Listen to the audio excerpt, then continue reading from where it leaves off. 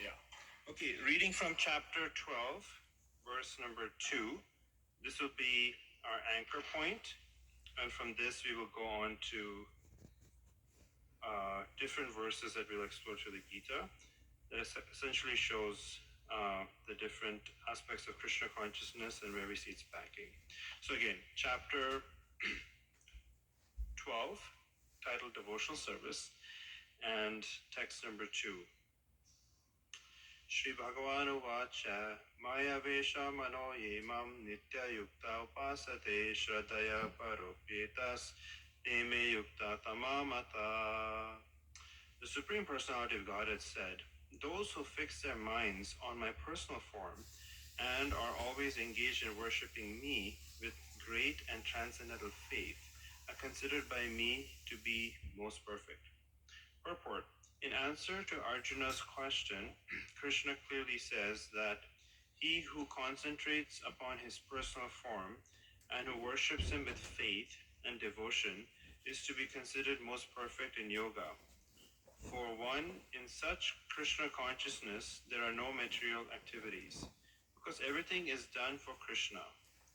A pure devotee is constantly engaged. Sometimes he chants, sometimes he hears, or reads books about Krishna. Or sometimes he cooks prasadam, or goes to the marketplace to purchase something for Krishna. Or sometimes he washes the temple or the dishes. Whatever he does not let a single moment pass without devoting his activities to Krishna. Such action is in full samadhi. Okay, so here we see that Krishna is answering a question on which is better, the impersonal or personal form. And then Krishna responds that those who meditate on the personal form is better. And also Srila Prabhupada mentions in the purport that it's so practical. You go to the market, you think about, this is what I'm going to offer to Krishna. You know, you wash your dishes, you know, come to the temple, do some seva, do some cleaning. This is, you know, what's mentioned is dear to Krishna and what Krishna likes. So therefore, when we have our mental in terms of thoughts, deeds, if they're devoted towards Krishna, if we read Krishna conscious literature, naturally we will think about Krishna all the time. And when we do so, we are meditating on Krishna. And it's much more superior to do that than to meditate on material things in the material world, because the things in the material world are bound to, you know, fade away, disappoint us, are temporary, they don't last as long. So that's the devotional service. Another aspect is Krishna consciousness is also known as Vaishnavism, and part of that is establishing or re-establishing what has been lost. Oftentimes, when we get pure teachings from Krishna, there may be different philosophies that may come in through time, and you know, meanings of certain texts get changed. So that's why Srila Prabhupada has published Bhagavad Gita as it is, because he wanted to present Krishna consciousness and Bhagavad Gita in a way that retains its original meaning and mood and spirit. So, and the spirit is devotion. So what we can do now is just from a philosophical perspective, let's move to chapter 2, verse 12. So 2.12.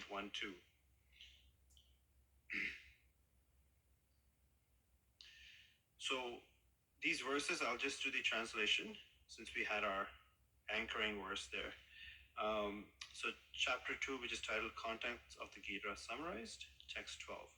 Never was there a time where I did not exist, nor you, nor all these kings, nor in the future shall any of us cease to be.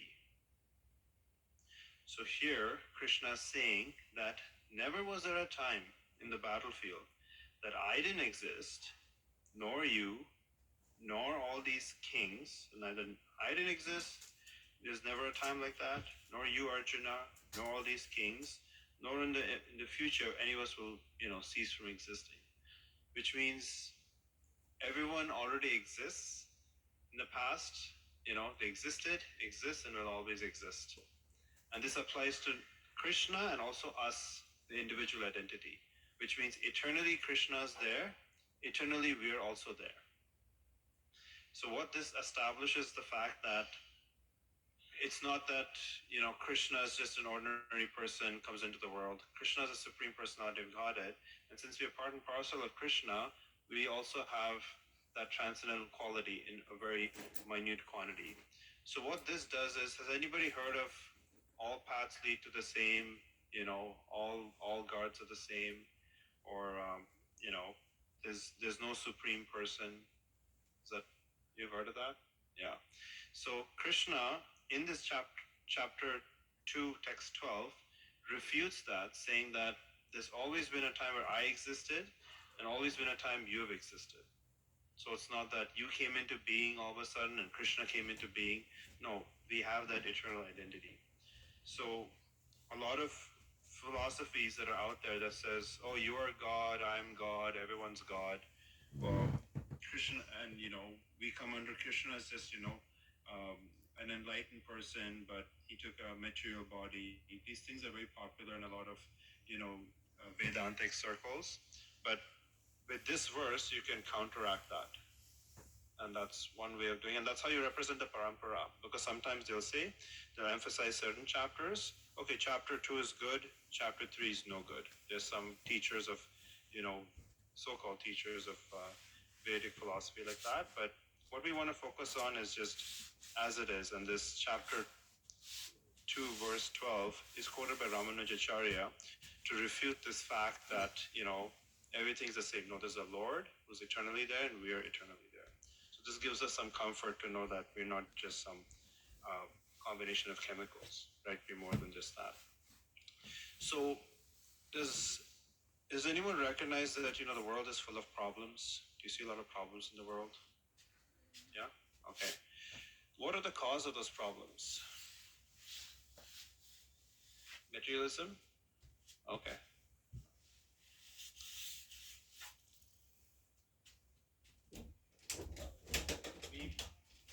I.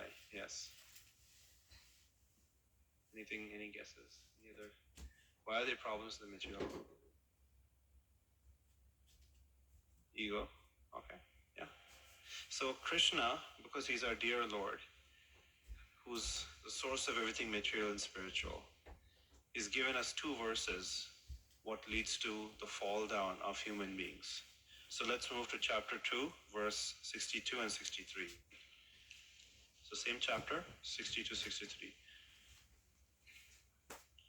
Which is Dhyato Vishayam Pumsaha Sanjaste Pujujayate Sangat Sanjayate Kamaha Kamata Krodho Vijayate Krodhat Bhavati Sammoha Sammoha Smriti Vibramaha Smriti Brahmashada Buddhi Nasha Buddhi Nashat Pranashyati. While contemplating the objects of the senses, a person develops attachment for them, and from such attachment lust develops, and from lust anger arises. From anger, complete delusion arises, and from delusion, bewilderment of memory. When memory is bewildered, intelligence is lost, and when intelligence is lost, one falls down again into the material pool.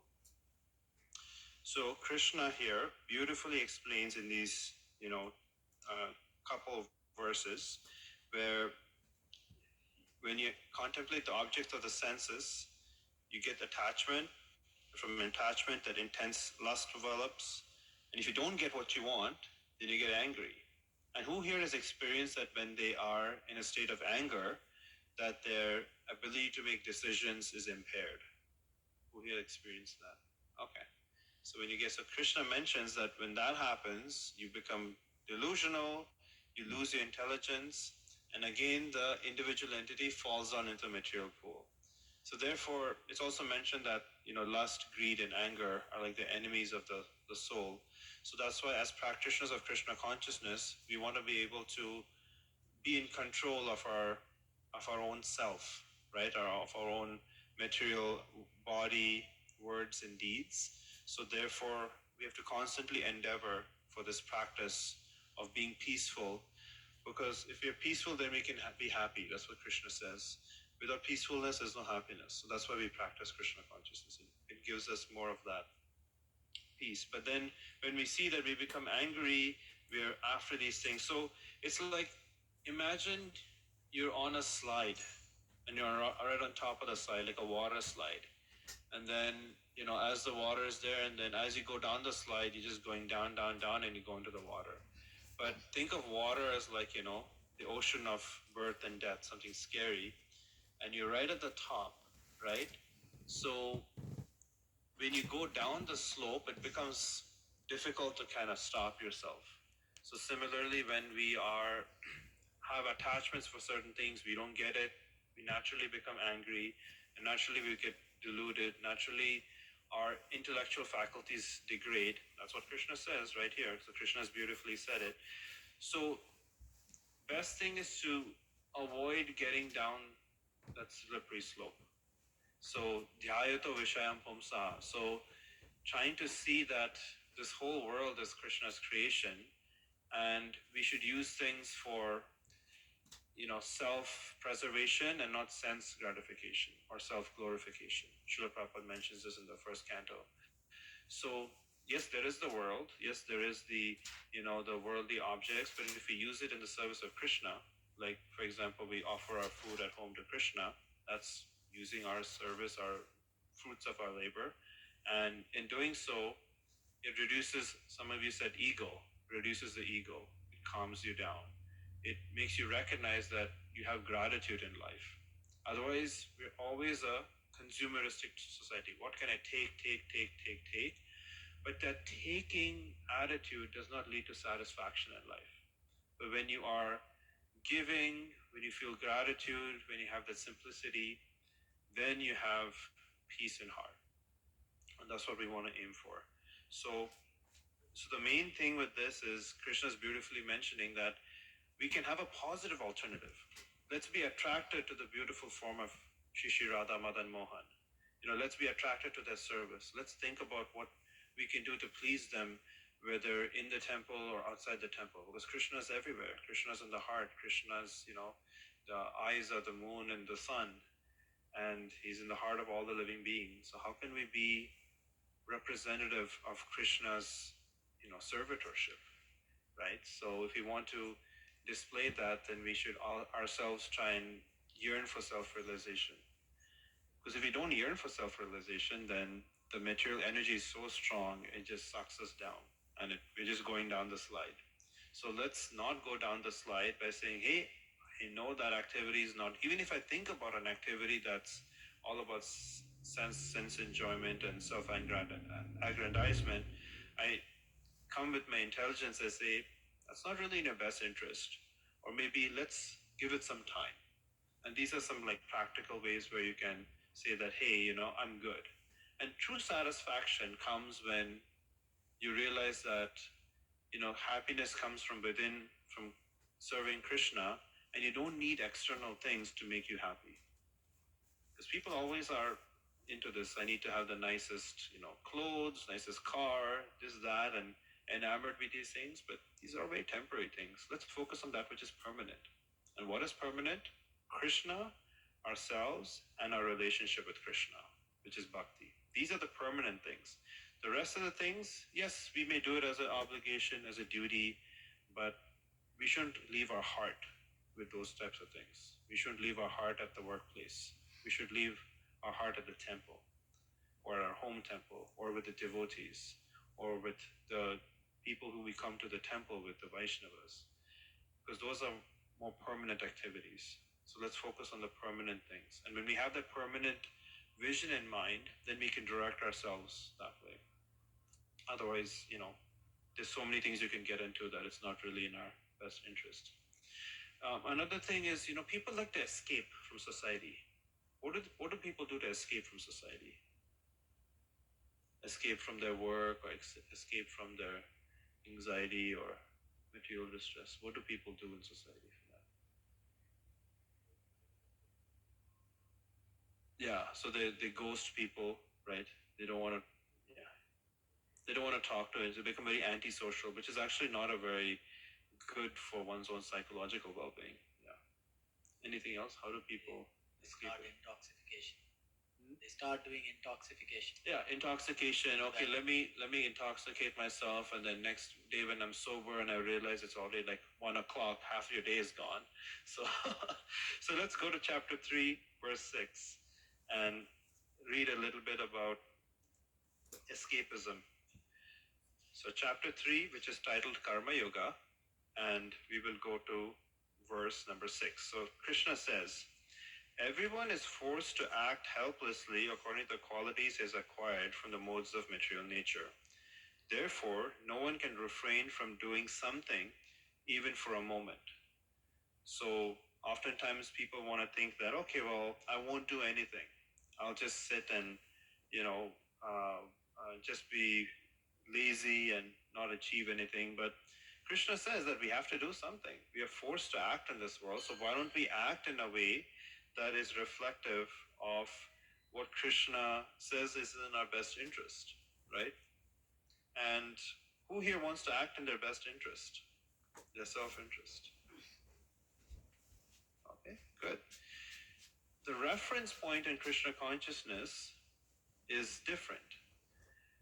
In the world, everyone is of the mindset that I am the body, I am the mind, right? But in Krishna consciousness is I am the soul and I'm not the body. So if our reference point is I'm the Jivatma, the individual soul, then my best interest is to have communion with the super soul, Krishna, associated with Krishna. But if I think I'm the body, then okay, what's there good for the body? And the extension of that is, nice house, nice car, nice position, name, fame, glory, power. That's another big one, like political power or power in any sort of thing. So these are things that often corrupt individuals. And this taking thing shows no sense of um, accountability and gratitude. And maybe missing that, then you can see maybe rich people who live in California, perfect weather, doesn't rain like here, and we don't get the cold. But see, they may do so much drugs as you were mentioning. Comedians who their job is to make other people laugh, themselves behind closed doors are very depressed. Why is that? Because they haven't done the inner work. So the true richness is not having these nice opulences. True richness is being connected with the richest person in the universe, which is Krishna. That is true richness through one's devotion and one's practice. So here Krishna says that, we can't just say, be a pseudo yogi and go and say, okay, I won't do anything. Uh, Everyone's forced to act, but then when we act in a way that's reflective in relation with Krishna, then that's considered an activity that is free from karma. Because otherwise, every activity binds us. Karma bandhana. So the word bind comes from bandhana. So you have a lot of English words like mind comes from mana, right? And then the English word man comes from manushya, which means person, right? And then tumultuous, sa shabda tumulo bhavet. So tumulo is the root word for tumultuous when they were blowing the conch shells on the battlefield of Kurukshetra. So yeah, everyone's supposed to act, but let's know how we should act in this world. Um, in terms of prasadam, that's a huge culture in Krishna consciousness. So, and is this something that we've just kind of made up culture, or is it actually based on Shastra? So let's, in the same chapter, chapter 3, let's move to verse 13,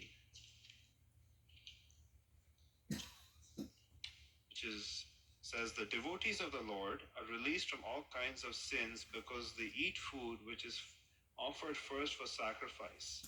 Others who prepare food for personal sense enjoyment rarely eat only sin. So this is one of the main pillars. So somebody asks you, like, what is this prasadam? Why do you do this? Well, chapter 3, verse 13 clearly explains that, we are given a lot of gifts from the demigods. The sunshine, the moonlight, the fruits, the vegetables, who they're in charge of it. And Krishna is ultimately in charge of the spiritual and material worlds. And when we take something from that, just like if you were to take an apple from a grocery store without paying, you'd be considered a thief, right?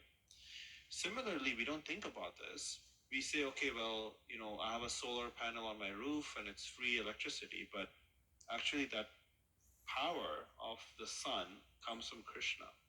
So to show that, wow, Krishna's, given the sun, the moon, the soil, the herbs, the animals, so it's like we have to recognize that these are not things that are free. We should always wake up in the morning with that gratitude.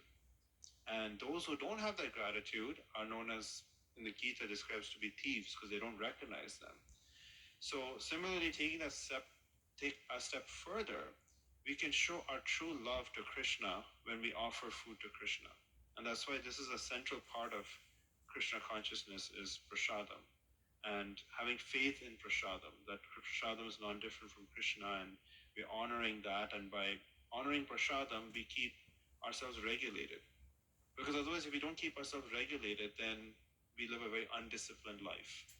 And to give an example, if I were to drive a car and I would go 50 kilometers past the speed limit, I drive on the wrong lane, a red light, I'm going to gun it, what's going to happen? I'm going to get into a car accident, I might get my license away.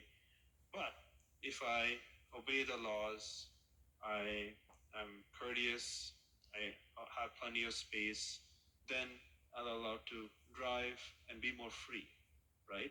So similarly, when we observe a practice in Krishna consciousness, there's some discipline we follow. But from that discipline, we get freedom. And what type of freedom is this? It's freedom from knowing that we're not the slaves of our senses. So sometimes people say freedom means to do whatever you want. But the problem the sages recognize with that is you become a slave to your senses, which means your senses dictate what you want to do.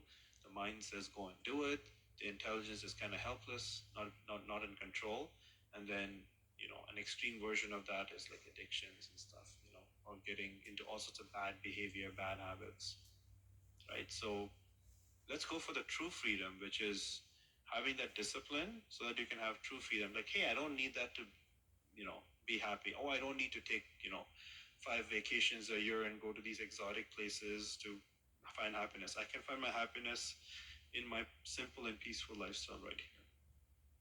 And that's what we should truly aim for. So there's evidence here that Krishna says that when I offer food to Krishna, you get rid of all the karma. Even if it's vegetarian food, there's karma associated with it because maybe the truck that was transporting the vegetables might have hit a deer, which is quite possible, especially in Canada. So we still, even though it may be vegetarian, we still have to offer it with our love and devotion to Krishna. So that is that verse. And then we'll go to chapter 9, verse 26, because it shows how compassionate Krishna is. So 9:26. Some of these verses are very common and quite well known. So 9:26, where Krishna says, if one offers me with love and devotion a leaf, flower, fruit, or water, I will accept it. So here Krishna says that, leaf, flower, fruit, or water, patram pushpam phalam toyam. So he makes that accessible for anyone. A poor person can do it. Just, get some water or get a flower or fruit, offer to Krishna, right? And that's the principles we follow. And if you look into the Sanskrit of this verse, it says, Patram pushpam phalam toyam yome bhaktya prayachati tadaham bhakti uparitam ashnami prayadatmanaha. So you see that bhaktya and bhakti is mentioned twice. And what Krishna is expressing here is that it's the devotion that must go with it, not just doing it as a, empty, like obligation.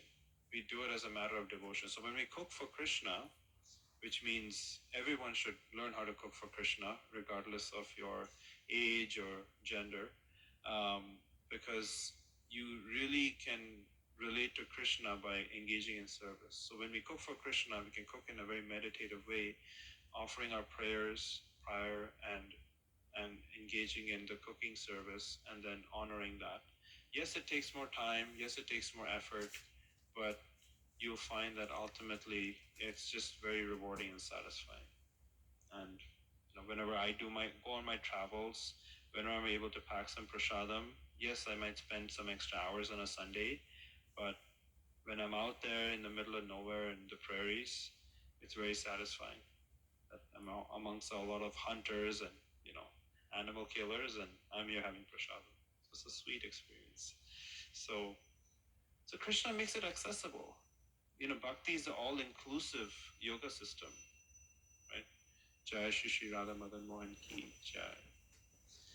Because karma yoga, if you're an intellectual person, you're probably not interested in karma yoga.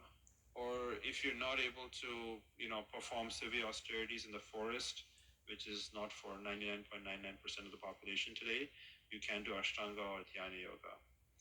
What about, Jnana yoga? Well, if you're a more practical person, Jnana yoga is not interesting. But Bhakti yoga is the all-inclusive yoga system, spiritual practice where you could be, somebody who's very learned, like Srila Prabhupada's guru, Bhakti Siddhanta Saraswati Thakur, or you could be like, Gaura Kishore Das Babaji, illiterate, right? But it doesn't matter. You could be very intellectual, you could be illiterate, but as long as you're practicing your devotional service, you're included. Even people from all walks of society were included in Bhakti Yoga. There was no bar. So that's why Bhakti Yoga is, we're very grateful that Srila Prabhupada has brought the highest yoga to the West and we can access it. So we can learn a little bit about creation. So if we move to chapter 3 again and text 10, we will see Krishna talking about creation a bit, where chapter 3, text 10 in Karma Yoga, Krishna says that in the beginning of creation, the Lord of all creatures sent forth generations of men and demigods, along with sacrifices for Vishnu, and blessed them by saying, "Be thou happy by this yajna, because its performance will bestow upon you everything desirable for living happily and achieving liberation." So sometimes you may see like a cooking demonstration, and in the cooking demonstration, you'll see this lot of ingredients already there in a nice cup, in a nice proportion. It's quite different from our home experience, but sometimes in cooking shows you see everything's like nicely laid out. So similarly, we have to think of this world as Krishna sent forth the sunshine, the grains, the soil, and so forth. And we just have to, these are ingredients for us to use in yajna, sacrifice to Krishna. So the process we follow, there's two types of renunciation, Yukta Varigya and Palgun Varigya. So Palgun Varigya is a renunciation where you think, everything in the world is material, oh my God, let me reject everything, right? But that's not practical because, again, Krishna says you have to act in this world. So then what do? You fall down into materialistic activities. But what Srila Prabhupada and Vaishnavism has given us is the positive alternative. That we positively be attracted to activities in service of Krishna, we take the food, we offer it to Krishna, and in that way, it becomes sanctified. And we honor that as Krishna prasadam, we don't reject it, right? So Krishna's given us, this is his creation, so we understand, okay, well, he's the master of everything, so let me offer it back and remember it. And when we do so, we can truly be the two birds in the tree that are together. Otherwise, we just get separated. So, some people wonder, what's the purpose of the world, right? The purpose of the world is to really understand who we are and what our relationship is with the Supreme Person. But at the same time, the world has given us, Krishna's given us this world so that it's our choice. Because if we were forced to love Krishna, that truly wouldn't be love, right? So Krishna gives us a choice. We can be here on a Thursday at 7 p.m. at the Hare Krishna Temple in Burnaby, or we could go to some nightclub on a Thursday or do whatever we want. We have choice. No one's forcing us to do it. So if you make your own choice, you come out of your own conviction to realize that all these temporary parties and all that is not in my self-interest, in my permanent interest, and my permanent interest lies with Krishna, then that's a much better path to be on when we have that conviction. So that's key. And then speaking of karma, so if you just go to the text 9 of chapter 3 on the left. Work done as a sacrifice for Vishnu has to be performed, otherwise work causes bondage in the material world. Therefore, O son of Kunti, perform your prescribed duties for satisfaction, and in that way you will always remain free from bondage. So oftentimes, karma is a word that's used quite often in the Western vocabulary, but it's used in the wrong way. It's more in a negative connotation. But we understand there's three aspects of karma. There's karma, Vkarma. So karma meaning you do some activity, you get some fruitive reaction, positive. And then Vkarma is that which is against the scriptural regulations. You get a negative. And then there's Akarma, which doesn't give you the positive fruits or the negative reactions, and it gets you actually free from material bondage, right? So Krishna consciousness, anything that's in connection with Vishnu will liberate you from the cycle of negative, positive. Instead of we go Akarma, which a lot of people haven't heard of Akarma. They've heard of Karma, they haven't heard of Vkarma, which is against the scriptures, and then Akarma. And there's a famous musician who is in Toronto right now, who says, karma is a cat, karma is the breeze, karma is my boyfriend, right? But actually, boyfriend is a jiva, right? So there's 5 categories in the Bhagavad Gita. So there's the Ishvara, the Supreme Lord, the jiva, the individual entity, Prakriti, Mother Nature, time, which is Kala, and karma, right? So karma can't be a boyfriend because boyfriend is a jiva. And then karma can't be a cat because cat is also a jiva. And then karma can't be the breeze because the breeze is Prakriti, right? So people just say, oh, karma is this, karma is that. No. So here we talk about akarma, and it says work as a sacrifice to Vishnu has to be performed. And even Shankaracharya, who's the leader of the impersonalists, says that yajna means Vishnu. So therefore, one must perform these things to Vishnu, because only ultimately Vishnu is that entity that's beyond this creation, and he's the Lord of Vaikuntha. So sometimes we feel like we are forced to act in a negative way. It's like something's forcing us. There's a force, like we want to do good, but we're forced to act negatively. So if we move to chapter 3, verse 36, we'll see here that Arjuna asked this question to Krishna. Arjuna said, which is 36 and 37 of chapter 3, O descendant of Vishnu, by what is one impelled to sinful acts, even unwillingly, as if engaged by force?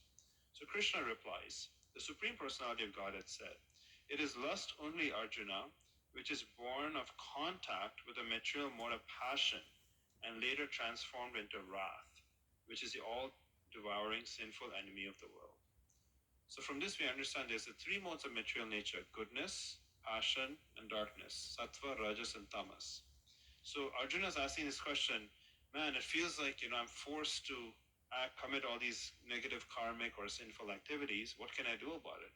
So Krishna clearly explains here that it's lust only, and that is born of the mode of passion. So therefore, if we want to stop the going down the slippery slope, we should live our life predominantly in the mode of goodness. And we should strive for that, because we should look at it as a pie chart, and when we are tired and we go to sleep at night, that's a mode of darkness, and during the day when we are very passionate and going around, that's rajas, and during the morning time is a mode of goodness. But then in terms of our own persona, our own nature, our own behavior, we should try and make sure that we try and increase that sattva in our life, because that sattva is getting us closer to who we are as Jivatma, which is Suddha Sattva, pure goodness. So therefore we see 36 and 37, Arjuna asks this very important question that everyone may wonder, like, why am I forced to act in such a way? And then it said it's because it's born out of the mode of passion. So therefore we must try and strive to act in the mode of goodness. So we often wonder that how can we be peaceful in the world? What's the peace formula? There's so many wars, there's so many calamities. So if we move to the chapter 5, verse 29, we find a formula for peace right there. So 529, it says, a person in full consciousness of me, knowing me to be the ultimate beneficiary of all sacrifices and austerities, the supreme lord of all planets and demigods, and the benefactor and well-wisher of all living entities, attains peace from the pangs of material miseries. So this comes to the fact that we recognize that Krishna is the ultimate um, Lord of all the universes, and He is the ultimate enjoyer. Because often we think like, I am the Lord of what I survey. This is my house, my car. This is my family. I own them. This sense of proprietorship. But when we give up this sense of proprietorship and ultimately understand that Krishna is our true master, right? So we should, instead of us being the master, we are supposed to be the cooperator. That's what Srila Prabhupada uses in this purpose. We should just cooperate in knowing that Krishna is the master and I'm just to be an instrument in cooperating Krishna's service. And when we have that type of attitude, then we'll find a lot of relief that, wow, if I'm surrendered to Krishna that way, then I have a lot less stress and anxiety. Otherwise, we're always worried like, okay, how is this going to take place? How am I going to do this? How am I going to do that? Well, sometimes we just don't have the answer to everything. We don't know what path we're going to take. We don't know what's next for us in our destiny. But there's something that we can control, which we should control, but then leave the rest to Krishna. Have that faith that, Krishna is my Lord, and I'm just going to surrender unto the fact that, whatever comes, comes. And however Krishna may embrace me or embrace me harshly, he'll be my Lord birth after birth. So we should have that conviction to really, and that's how we can truly have peace. Because otherwise, if we just draw a border and one country is bombing another country and over some land or some minerals, without recognizing that all these lands and minerals are gifts from the Supreme Personality of Godhead, you won't have these fights. Or you recognize that I'm the soul, I'm not the body. So just because somebody looks different or they're from a different, background or culture, why should I hate on that? Because ultimately we have this, thread that, gets us together, which is we're all souls, right? And the externals are known as upadhis. And if I'm Canadian or I'm man or I'm a millennial or Gen Z or a boomer, and if we get tied to all these things, then we can never really practice bhakti that way. So Rupa Goswami, who's one of our teachers, mentions that we have to give up all these upadhis, all these designations, in order to truly embrace bhakti. So that's really important. And if you want to have a peaceful world, it's right there in the Gita. Recognize as one Supreme Lord, and let's not bomb each other and kill each other. And there's a lot of that going on in the world because it's a lack of recognition of the Supreme, a lack of recognition for the animals. So there's a lot of bad karma that goes around. And in terms of chanting, because that's a very central part of Krishna consciousness, we can move to chapter 9, verse 14, regarding chanting. And like, why do you guys chant? Chanting Hare Krishna. Why is that done? Is it because you guys are speculating, or is just some sort of made up sentiment or emotion? So we see 9:14. Always chanting my glories, endeavoring with great determination, bowing down before me. These great souls perpetually worship me with devotion. So Krishna says, he says that those who do so are great souls who perpetually worship Krishna in this way, chanting his glories. And another one would be chapter 10, verse 25, regarding chanting. So let's move to chapter 10, verse 25.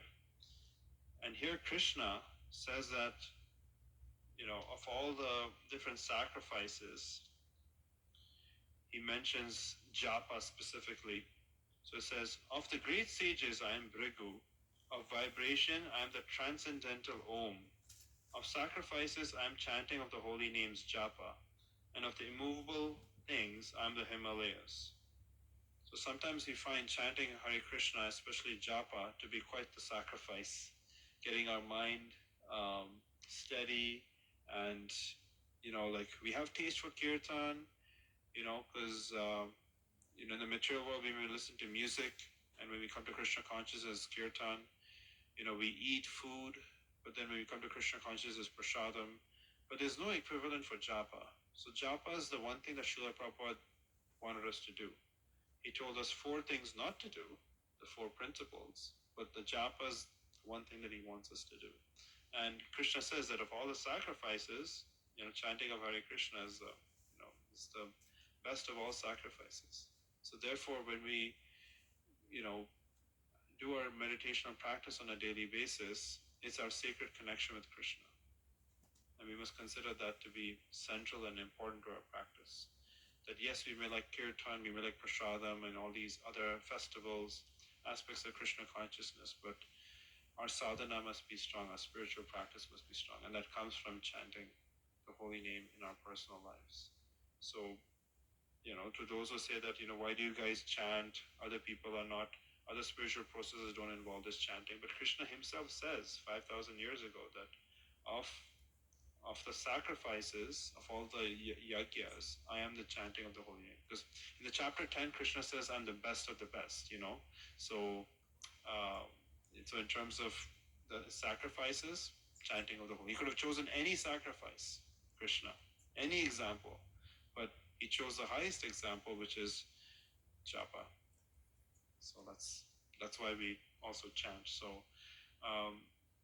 when we think about when we do our chanting, we tend to have our mind drift. Has anyone experienced that?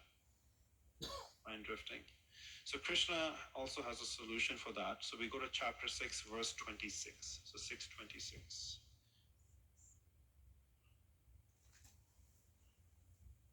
Krishna is so kind that even if we deviate a little bit, he still has solutions where we can access that. So 6:26, Krishna says, from wherever the mind wanders due to its flickering and unsteady nature, one must certainly withdraw it and bring it back under control of the self.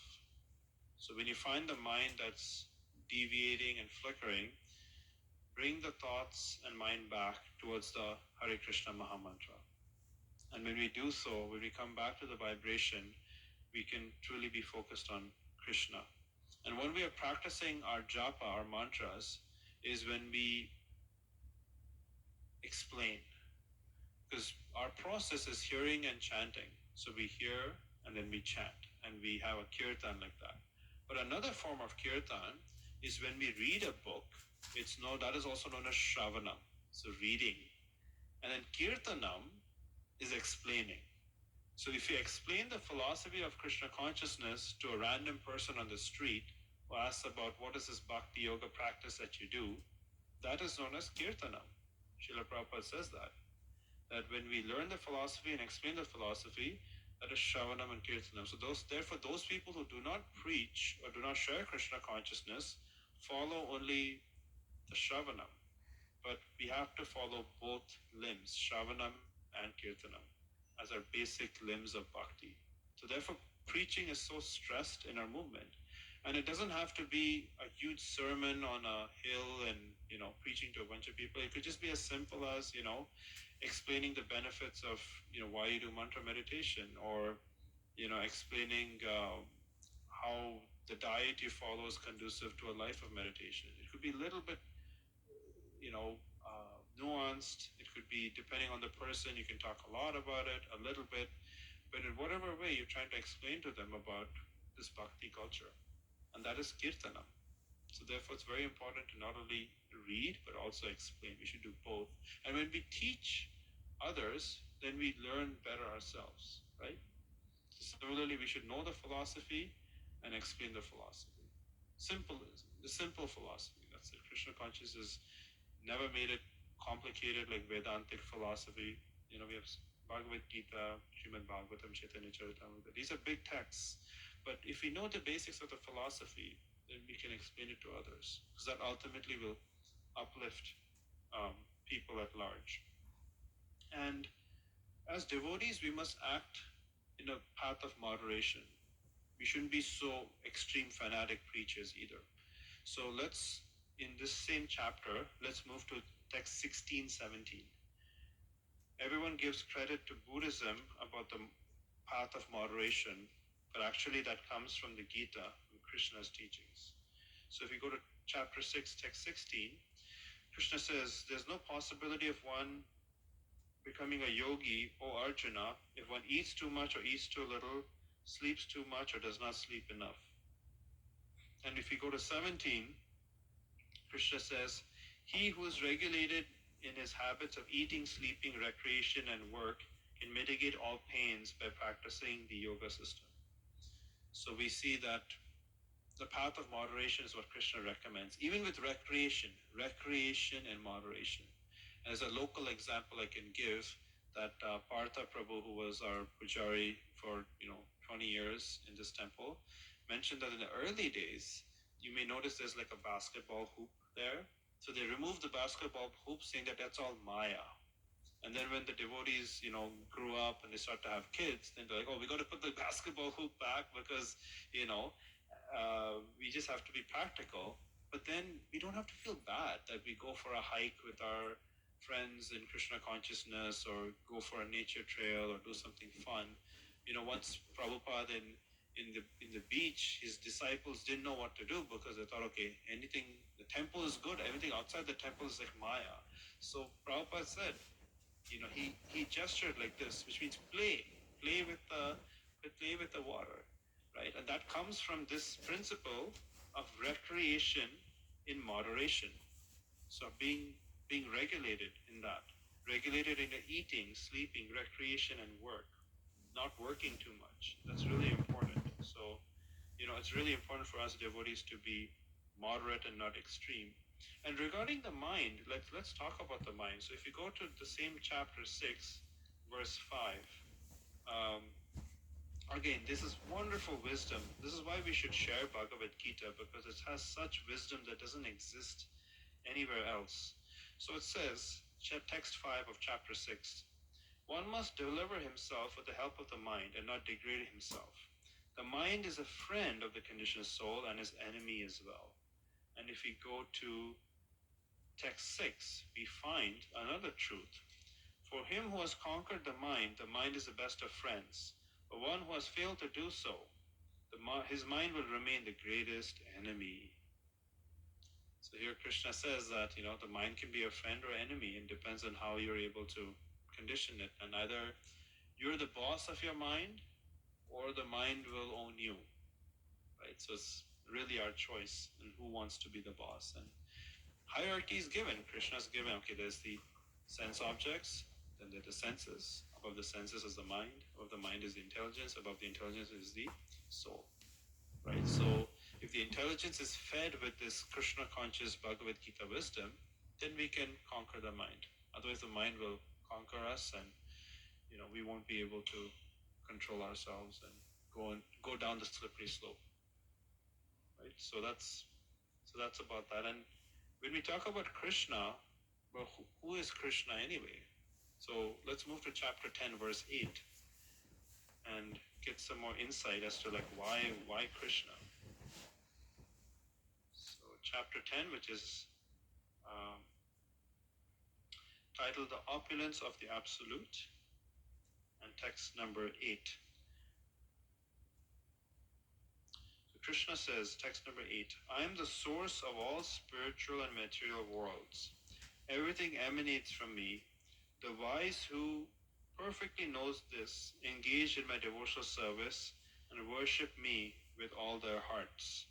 And if you go to the text after that, which is text number 9, we see that the thoughts of my pure devotees dwell in me.